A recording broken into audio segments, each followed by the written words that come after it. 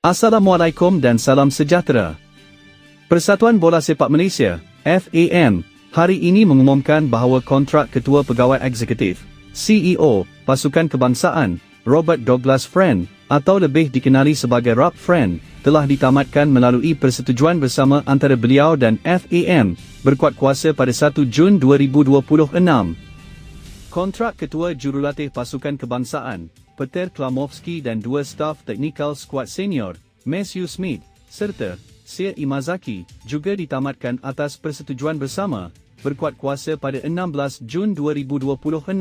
FAM juga ingin memaklumkan bahawa kontrak Ketua Jurulatih Pasukan B23 Kebangsaan, Nafuzi Zain dan Jurulatih Penjaga Gol, Muhammad Yazid Muhammad Yassin turut ditamatkan atas persetujuan bersama, berkuat kuasa pada 15 Jun 2026.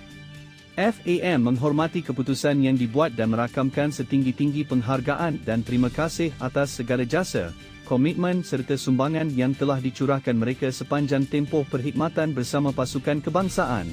Bagi memastikan kelancaran hala tuju dan kesinambungan program pasukan kebangsaan, FAM sedang mengambil langkah-langkah yang sewajarnya berhubung pengisian jawatan-jawatan berkenaan.